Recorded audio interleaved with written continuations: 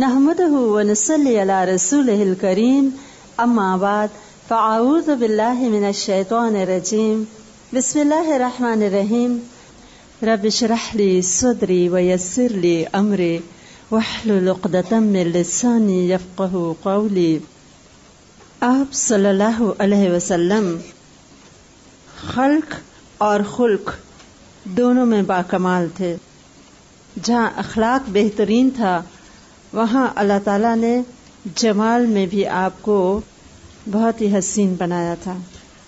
ایک طرف آپ کا بہترین کردار انسان کا دل جیت لیتا اور دوسری طرف آپ کی شخصیت، آپ کا ظاہری حسن، روب اور دبدبہ ایسا تھا کہ اپنے تو اپنے پرائے بھی جان نچھاور کرتے تھے.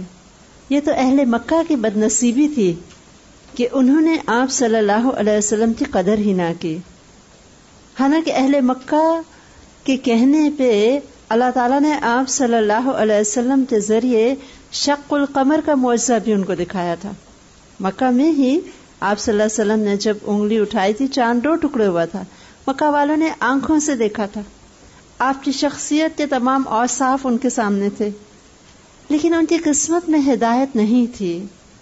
اسی طرح طائف جو کہ قریب تھا، آپ صلی اللہ علیہ وسلم خود بنفس نفیس تشریف لے گئے، لیکن جو قریب والے تھے وہ دور ہو گئے. اور مدینہ منورہ جو کہ جغرافیائی طور پہ دور تھا مکہ سے، مدینہ والے آپ صلی اللہ علیہ وسلم کے قریب ہو گئے. آپ صلی اللہ علیہ وسلم کی تشریف آوری پہ جس طرح انہوں نے خوشیاں کی، عورتوں نے اور مردوں نے، بچوں نے اور بچیوں نے، کہتے ہیں ایسا استقبال تاریخ میں شاید ہی کسی انسان کا ہوا ہو. مرد تمام ہتھیار سجا کے آئے تھے آپ کو ریسیو کرنے، اور یہ کیا تھا، فل پروٹوکول کے ساتھ آپ صلی اللہ علیہ وسلم کو ریسیپشن دیا گیا. اور بچیوں نے دف بجا بجا کے خوشی کا اظہار کیا. قبیلہ بنو نجار کی بچیاں آپ صلی اللہ علیہ وسلم کا والہانہ استقبال کر رہی تھیں، اور آپ ان کے قریب سے گزرے تو وہ بچیاں گا رہی تھیں اور کہہ رہی تھیں محمد صلی اللہ علیہ وسلم کیسے اچھے ہمسائے ہیں. آپ صلی اللہ علیہ وسلم شفقت سے ان بچیوں کے پاس رک گئے اور آپ نے ان سے خطاب فرمایا اور کہا تم مجھے چاہتی ہو؟ انہوں نے کہا جی ہاں. تو آپ صلی اللہ علیہ وسلم نے فرمایا میں بھی تمہیں چاہتا ہوں. یہ عزت، یہ مقام، یہ مرتبہ اسلام سے پہلے عورت کو کبھی کسی بھی دنیا کے خطے پہ حاصل نہیں تھا. آپ صلی اللہ علیہ وسلم کا احسان ہے. خواتین کو عزت، مرتبہ، مقام، حق وراثت، اور بیٹیاں جس معاشرے میں زندہ گاڑی جاتی تھی ان بچیوں سے اس قدر شفقت اور محبت. یہی وجہ ہے کہ ہم دیکھتے ہیں کہ مدینہ منورہ میں جو انسان اسلام لے آیا مہاجرین کے علاوہ، وہ بھی آپ صلی اللہ علیہ وسلم پہ اسی طرح جان چھڑکتے تھے جیسے کہ مہاجرین صحابہ. اب وہ آواز جو مکہ میں تنہا بلند ہوئی تھی کلمہ توحید کو بلند کرنے کے لیے، آج اللہ تعالیٰ نے اس آواز کے ساتھ کئی آوازوں کو ہم نوا کر دیا، اور ایک پوری ٹیم تیار ہو گئی جو کہ اس دور میں، اس زمانے میں بہترین انسان تھے. اور ان کو بہترین انسان بنانے میں آپ صلی اللہ علیہ وسلم کی تعلیم و تربیت اور مسلسل تزکیہ نفس کی جو کوششیں تھیں ان کا بہت بڑا ہاتھ تھا. آپ صلی اللہ علیہ وسلم مدینہ منورہ تشریف لے آئے. آپ کے ساتھ مہاجرین کا ایک انفلکس تھا، لٹے پٹے لوگ، سب کچھ ان کا مکہ میں رہ گیا تھا، کچھ بھی نہیں لا سکے تھے سوائے اپنی جانوں کے یا گھر والوں کے. صہیب رومی رضی اللہ تعالیٰ عنہ کے بارے میں آتا ہے کہ جب وہ ہجرت کرنے لگے اپنا مال ساتھ لے کے، تو اہل مکہ نے راستہ روک دیا اور کہا کہ تم جب مکہ میں آئے تھے تو تم تو حقیر اور فقیر تھے، اور آج تم اتنا کچھ لے کے جا رہے ہو، یہ نہیں ہو سکتا کہ ہم تمہیں بھی جانے دیں اور ساتھ تمہارا مال بھی تمہیں لے جانے دیں. تو انہوں نے فرمایا تھا کہ کیا اگر میں اپنا مال تمہیں دے دوں تو مجھے جانے دو گے؟ انہوں نے کہا ہاں یہ ٹھیک ہے.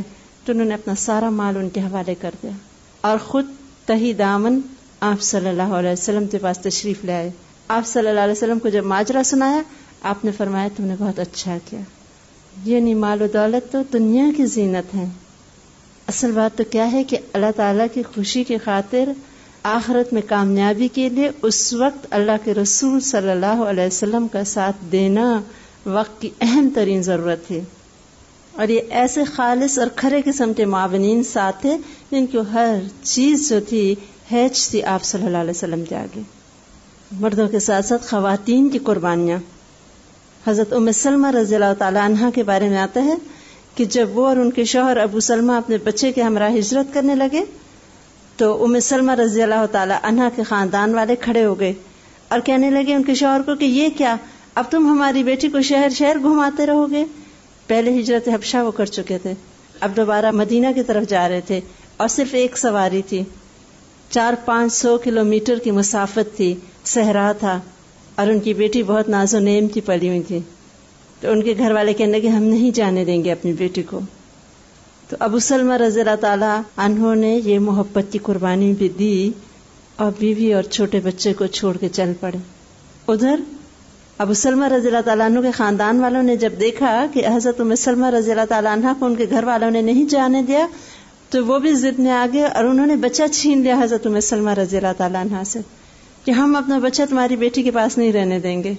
3 فرد تینوں بچھڑ گئے اللہ کے راستے میں. اور 1 سال تک حضرت ام سلمہ رضی اللہ تعالیٰ عنہ اس مقام پہ جا کے روتی تھیں جہاں وہ تینوں بچھڑے تھے کہ آخر 1 سال بعد ان کے قبیلے کے ایک آدمی کو ترس آیا اور اس نے ان کے گھر والوں کو کہا کہ کیوں اتنا زیادہ اس بیچاری کو اذیت دیتے ہو، اس کو جانے دو اپنے شوہر کے پاس. اور پھر ان کا بچہ بھی ان کے سسرال والوں نے ان کے حوالے کر دیا. اور وہ اللہ کی بندی ایسی باعزم خاتون تنہا اس چھوٹے بچے کو گود میں لیے اکیلی اونٹ پہ سوار ہو کے مدینہ منورہ کی طرف چل پڑی. راستے میں حضرت عثمان بن طلحہ رضی اللہ تعالیٰ عنہ ملے. وہ اس وقت مسلمان تو نہیں ہوئے تھے لیکن بہت اچھے انسان تھے. انہوں نے دیکھا کہ اکیلی عورت خطرناک راستے کیسے سفر کرے گی، ریگستان کا علاقہ. تو انہوں نے کہا چلیے میں آپ کو پہنچاؤں. اور پھر وہ فرماتی تھی کہ عثمان کیا اچھے انسان تھے کہ جہاں کہیں ہمیں آرام کی ضرورت ہوتی تو وہ ہمیں ایک درخت کی اوٹ میں چھوڑ کے خود ہٹ جاتے تھے تاکہ میں اور میرا بچہ تھوڑا سا ریسٹ کر لیں. پھر وہ آتے تھے اور ہم آگے چل پڑتے تھے. کہ آخر کار خبا نظر آیا تو انہوں نے کہا وہ دیکھو تمہارا شوہر وہاں ہوگا، اب تم جاؤ. اتنی قربانیاں ہیں اس ہجرت کے پیچھے، محبتوں کے امتحان ہیں. آپ صلی اللہ علیہ وسلم کی اپنی آنکھوں میں آنسو آ گئے تھے مکہ کو چھوڑتے ہوئے، اور آخری نگاہ ڈال کے فرمایا تھا اشک بھری نگاہوں سے دیکھ کے کہ اے مکہ تو اللہ کی زمین میں مجھے سب سے زیادہ پیارا ہے، لیکن تیرے رہنے والے مجھے یہاں بسنے نہیں دیتے. بہت مشکل تھا، یہ ہجرت کوئی آسان نہ تھی، لیکن اللہ تعالیٰ کی یہی مرضی تھی کہ تمام انسانوں کو جو اللہ کے راستے میں آگے کام کریں گے مسلسل آزمائشوں کی بھٹی سے نکال کے ان کو کندن بنا دیا جائے. کوئی آگے فیوچر نہیں تھا ان کو نہیں پتا تھا کہ یہ مشکلات ختم ہوں گے اور آگے ایک بہترین مستقبل ہے، لیکن ایک کے بعد ایک آزمائش آتی اور وہ کہتے اللہ ہم حاضر ہیں. یہ بھی چھوڑ دیا، تو یہ چاہتا ہے یہ بھی تیرے راستے میں دے دیا. اور بڑے بڑے امیر جو تاجر تھے آپ صلی اللہ علیہ وسلم کے ہمراہ آ گئے تھے ہجرت کر کے، جیسے حضرت عبد الرحمن بن عوف رضی اللہ تعالی عنہ مکہ کے بہت امیر تاجر تھے، لیکن سب کچھ چھوڑا. ادھر آپ صلی اللہ علیہ وسلم مدینہ منورہ تشریف لائے ہیں، نہ گھر ہے، نہ بار ہے، نہ مال ہے، نہ دولت ہے. یہ بھی نہیں پتا کہ ان سب لوگوں سمیت اگلے وقت کا کھانا ملے گا کہ نہیں ملے گا. Total uncertainty.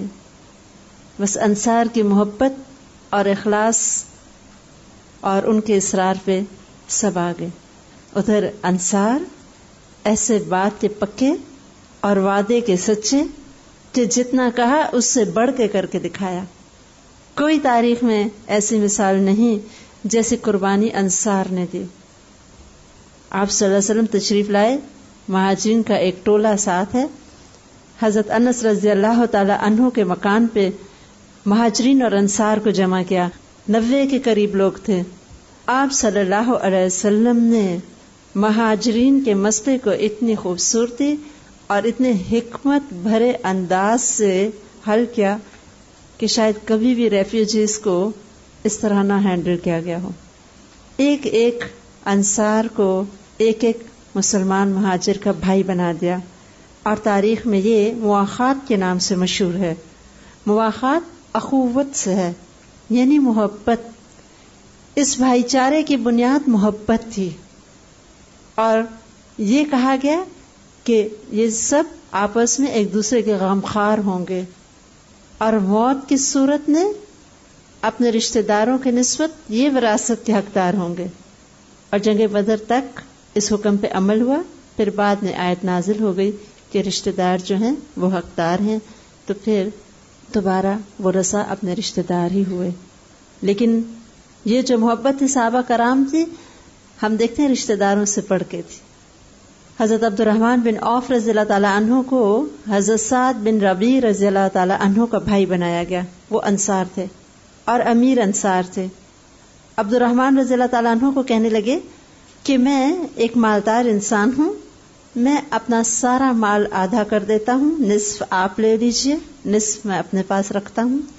میری 2 بیویاں ہیں، آپ دیکھ لیجئے جو آپ کو پسند آئے میں اس کو طلاق دیتا ہوں، اور اس کی عدت گزرنے کے بعد آپ اس سے شادی کر لیجئے۔ سب کچھ حاضر ہے اللہ کی خاطر۔ اور ادھر حضرت عبد الرحمن بن عوف رضی اللہ تعالیٰ عنہ کی خودداری دیکھے، کہتے ہیں اللہ تمہارے مال اور اہل میں برکت دے، مجھے صرف بازار کا راستہ بتا دو۔ انہوں نے بنو قینقاع جو یہودیوں کا بازار تھا اس کا راستہ بتایا، اور شام کو وہ کچھ کام کرنے کے بعد جب لوٹے تو کچھ پنیر اور گھی ان کے ساتھ تھا۔ یعنی ادھر دینے والے سب کچھ دینے کو تیار ہیں، اور ادھر جو مہاجرین آئے تھے باوجود اس کے کہ ان کے پاس کچھ نہیں تھا، لیکن ان میں بھی اتنی خودداری تھی، ان کی پوری کوشش ہوتی تھی کہ ہم ان پہ بوجھ نہ بنیں۔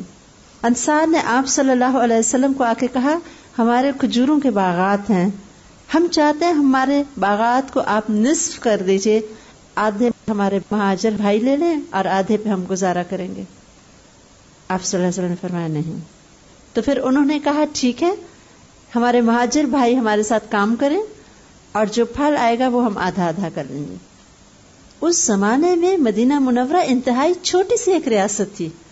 موجودہ مدینہ منورہ کا شہر جو ہے اس سے کہیں کم وہ چھوٹی سی ایک اسٹیٹ تھی۔ کھجوروں کے باغات تھے، کھیت تھے، زراعت تھی، اور بس اس پہ ان کا گزارا ہوتا تھا۔ کوئی بہت امیر لوگ نہیں تھے وہاں کے، لیکن ان کے دل بہت وسیع تھے۔ اور ادھر مہاجرین کی پوری کوشش تھی کہ ہم انصار پہ بوجھ نہ بنیں۔ دونوں لوگ ایڈجسٹمنٹ کے ایک بہت مشکل فیز سے گزر رہے تھے۔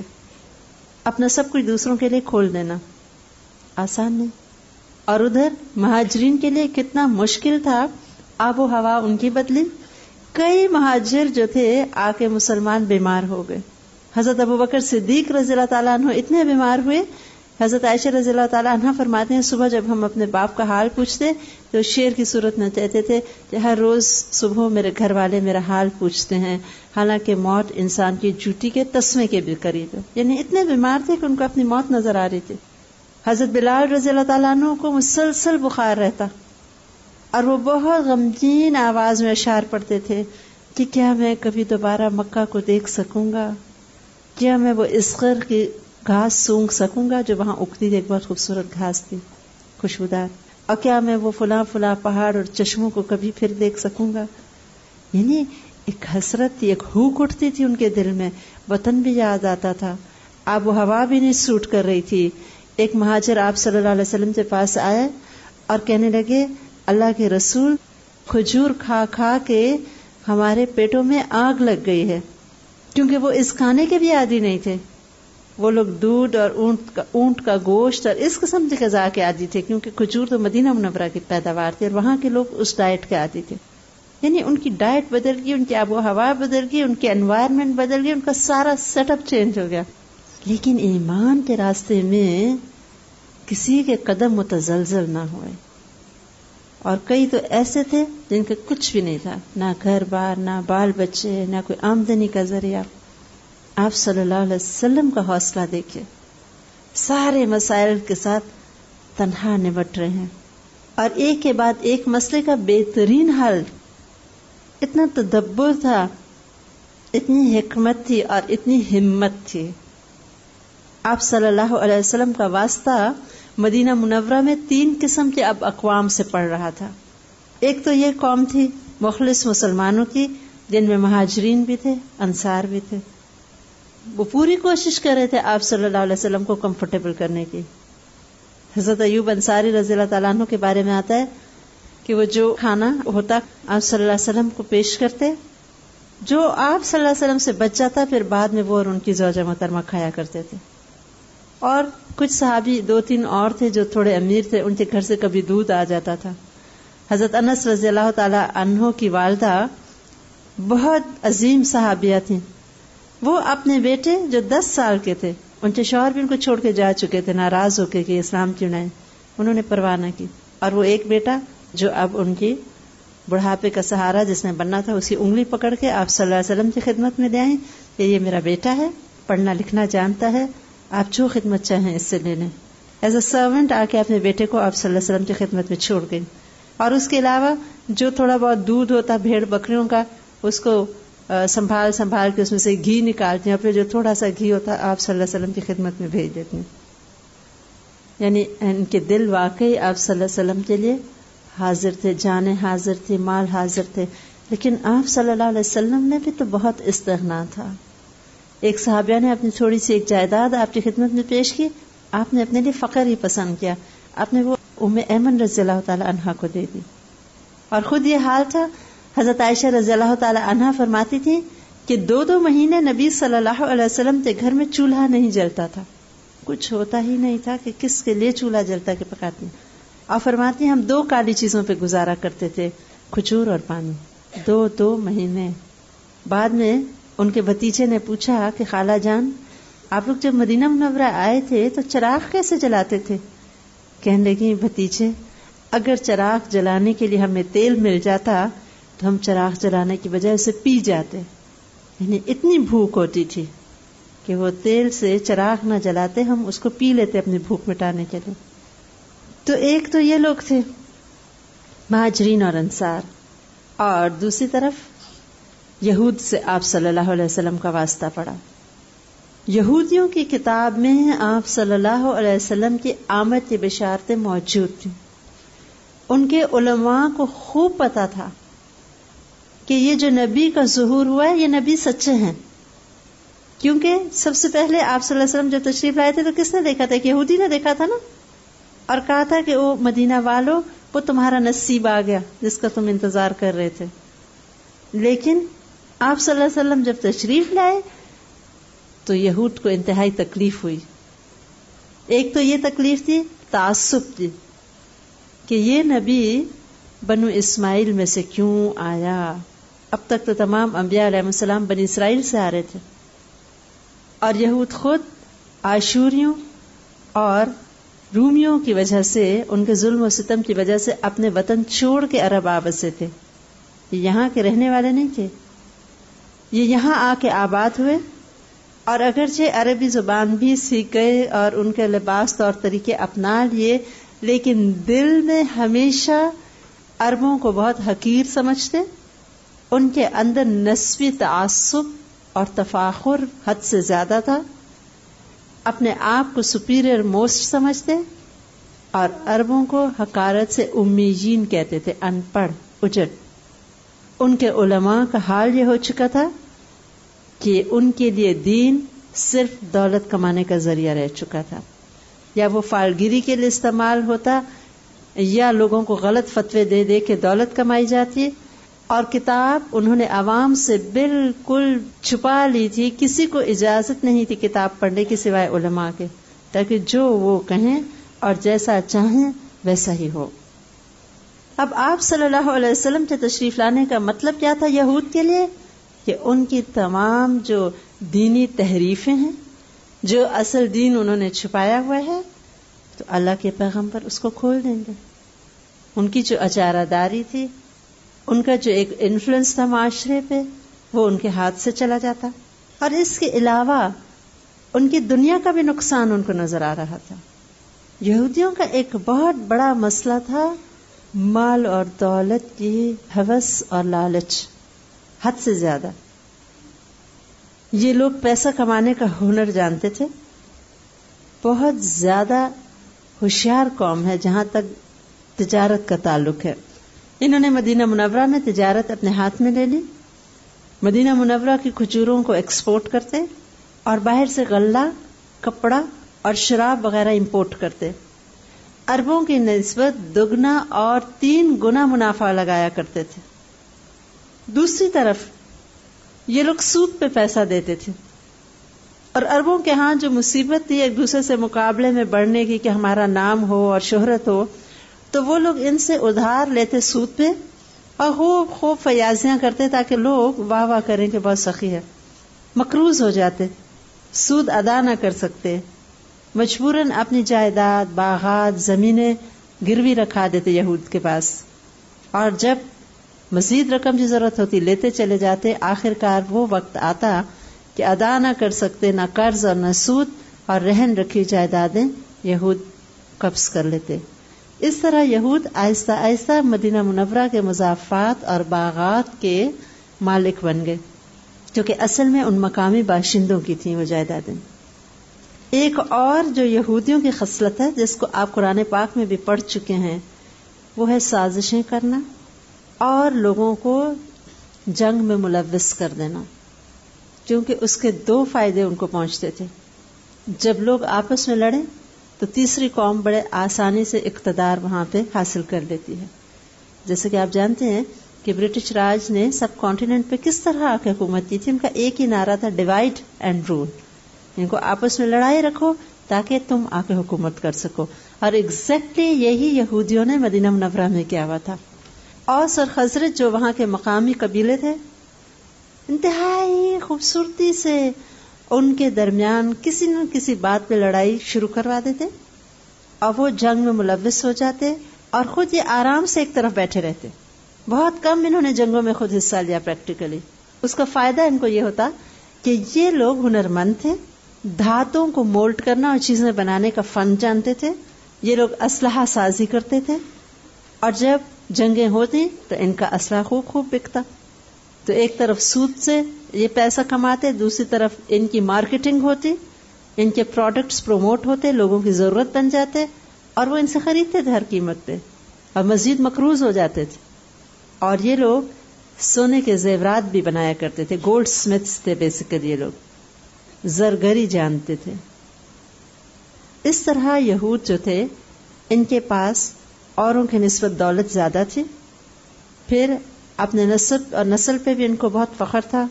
انہوں نے بہت مضبوط قسم کے قلعے اپنے بنائے ہوئے تھے تاکہ ہمیں کوئی تکلیف نہ پہنچے، کبھی کوئی ہم پہ آ کے نہ حملہ کر دے.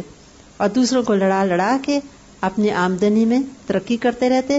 پھر دین کا علم بھی ان کے پاس تھا، اس وجہ سے بھی ان کو ایک فخر تھا اور ایک برتری تھی.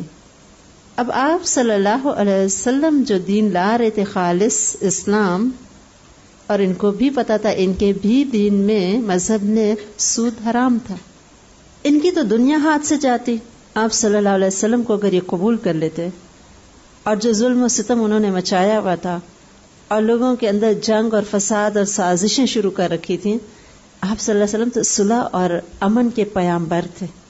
تو پھر ان کی تو ہر طرف سے دنیا ہاتھ سے جاتی تھی. لہذا انہوں نے یہی اسٹریٹجی اپنائی کہ اس نبی کو ہی چھٹلا دو. آپ صلی اللہ علیہ وسلم پہلے دن جب مدینہ منورہ تشریف لائے، عبداللہ بن سلام رضی اللہ تعالیٰ عنہ جو کہ خود یہودی عالم تھے، ان کے والد بھی یہودی عالم تھے، وہ فرماتے ہیں میں نے دیکھا ایک شخص کو، وہ مدینہ منورہ میں کھڑے ہیں اور کہہ رہے یا ایھا الناس، اے لوگو. تو میں نے کہا سنو کیا کہہ رہے ہیں. تو آپ صلی اللہ علیہ وسلم فرما رہے تھے اے لوگو، کھانا کھلاؤ، سلام کرو، رشتہ داریوں کو جوڑو، رات کو جب لوگ سو رہے ہوں نماز پڑھو تو تم جنت میں سلامتی کے ساتھ داخل ہو جاؤ گے. تدخل الجنہ بالسلام، سلامتی کے ساتھ جنت میں چلے جاؤ گے. کہتے ہیں میں نے کہا یہ چہرہ کسی جھوٹے انسان کا نہیں ہو سکتا. اور اسی وقت انہوں نے کلمہ پڑھا اور مسلمان ہو گئے. کچھ باتیں آپ صلی اللہ علیہ وسلم سے پوچھیں جو کہ ایک نبی ہی جان سکتا تھا، اس سے ان کو صداقت کا یقین ہوا اور اسلام لے آئے. پہلا دن ہے اور انہوں نے آپ صلی اللہ علیہ وسلم سے کہا کہ ابھی میرے ساتھیوں کو پتہ نہ چلے، آپ کو نہیں پتا کہ یہ ہماری قوم کیسی ہے. اور اتنے میں دیکھا کچھ یہودی آ رہے تھے آپ کو ملنے، تو عبداللہ بن سلام رضی اللہ تعالیٰ عنہ اندر چھپ گئے اور کہنے کہ ابھی ان کو میرے بارے میں نہ بتائیے گا. جب وہ آئے آپ صلی اللہ علیہ وسلم سے ملے، آپ نے اسلام کی دعوت دی اور پھر کہا کہ عبداللہ بن سلام کیسا شخص ہے تم لوگوں میں؟ وہ کہنے لگے وہ تو عالم ہے اور عالم کا بیٹا ہے، وہ تو بہت شرف والا معزز انسان اور بہت معزز انسان کا بیٹا ہے. آپ صلی اللہ علیہ وسلم نے فرمایا اگر وہ اسلام لے آئے تو؟ کہنے لگے سوال ہی نہیں پیدا ہوتا. 3 مرتبہ کہنے لگے اللہ اس کو محفوظ رکھے، اللہ اس کو محفوظ رکھے. تب عبداللہ بن سلام رضی اللہ تعالیٰ عنہ پیچھے جو چھپے تھے اچانک باہر آ گئے اور کہنے لگے سنو میں نے اسلام قبول کر لیا ہے. یہ سنتے ہی انہوں نے فوراً ریئیکشن دکھایا اور کہنے لگے آپ صلی اللہ علیہ وسلم کو یہ تو ہمارا سب سے بدترین انسان ہے اور سب سے بدترین انسان کا بیٹا ہے. عبداللہ بن سلام رضی اللہ تعالیٰ عنہ نے آپ صلی اللہ علیہ وسلم کو کہا کہ آپ نے ان کو دیکھ لیا، یعنی یہ ایسے لوگ ہیں اپنی بات سے پھر جانے والے. اور اس کا ثبوت ہمیں حضرت صفیہ رضی اللہ تعالی عنہا کی گفتگو سے بھی ملتا ہے. ان کے والد بھی یہودیوں کے سردار تھے اور چچا بھی بہت معزز انسان تھے یہودیوں میں. وہ فرماتی ہیں جب آپ صلی اللہ علیہ وسلم مدینہ منورہ میں تشریف لائے تو صبح صبح میرے باپ اور چچا دونوں گھر سے نکلے ان کو ملنے، اور مجھ سے دونوں بہت محبت کیا کرتے تھے. جب گھر آتے تھے سب سے پہلے دونوں مجھ سے ملتے تھے، پیار کرتے تھے. کہتی ہیں جب سورج غروب ہوا تو دونوں انتہائی تھکے ہارے ہوئے گھر لوٹے، اور میں آگے بڑھی کہ جیسے ایز یوزول وہ مجھے پیار کریں گے، لیکن انہوں نے میری طرف پہلی بار ہے کہ کوئی توجہ نہ کی اور آپس میں گفتگو کرنے لگے. اور میرے چچا نے میرے والد سے کہا کہ کیا یہ وہی ہے جس کا ذکر کتابوں میں؟ انہوں نے کہا خدا کی قسم یہ وہی ہے. یعنی یہ مان گئے کہ یہ پیغمبر وہی ہے جس کا کتابوں میں ذکر. چچا نے کہا اب کیا خیال ہے آئندہ؟ کہتے خدا کی قسم عداوت جب تک میری جان میں جان. یعنی مانتا ہوں کہ نبی ہیں لیکن آخری سانس تک ان کی مخالفت کروں گا، اور اس نے یہی کیا یہاں تک کہ آخرکار غزوہ خیبر میں وہ مارا گیا. تو غزوہ خیبر کے بعد جب حضرت صفیہ رضی اللہ تعالی عنہا آپ صلی اللہ علیہ وسلم کے نکاح میں آئی تو انہوں نے خود آپ صلی اللہ علیہ وسلم کو یہ واقعہ سنا، اور آپ کو آتے ساتھ یہودیوں کا یہ ایکسپیرینس ہو رہا تھا. عداوت، دشمنی، بات بدل دینا، بات کو پھیر دینا، حقیقت کو چھٹلا دینا، سچائی کا اعتراف نہ کرنا. انتہائی ٹیڑے قسم کے لوگ تھے. اب آپ صلی اللہ علیہ وسلم کو ان سے بھی ڈیل کرنا تھا. آپ کے اندر بہترین سیاسی تدبر تھا. اللہ تعالیٰ نے ہر کوالٹی آپ صلی اللہ علیہ وسلم کے اندر جمع کر دی تھی. آپ کو پتا تھا کہ یہ لوگ جو شہر کے اندر رہ رہے ہیں اگر ان کے ساتھ کوئی معاہدہ نہ ہوا تو یہ کسی وقت بھی کوئی شرارت کر سکتے ہیں. لہذا آپ صلی اللہ علیہ وسلم نے ان کے ساتھ معاہدہ کیا جو تاریخ میں میثاق مدینہ کے نام سے مشہور ہے.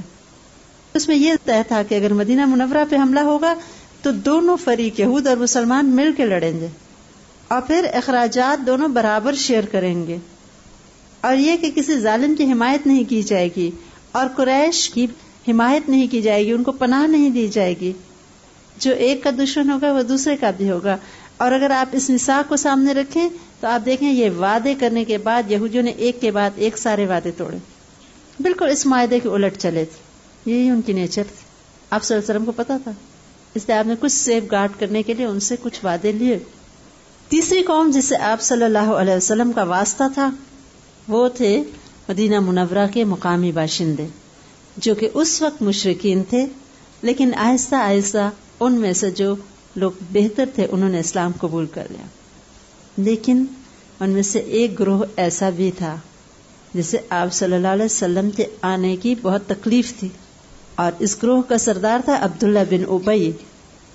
یہ وہ شخص تھا کہ آپ صلی اللہ علیہ وسلم کی آمد سے قبل اوس اور خزرج نے فیصلہ کر لیا تھا کہ ہم عبداللہ بن ابی کو اپنا بادشاہ بناتے ہیں، اور اس کے لیے مونگوں کا تاج بھی تیار ہو رہا تھا. اس کی باقاعدہ رسم ہونے والی تھی تاج پوشی کی.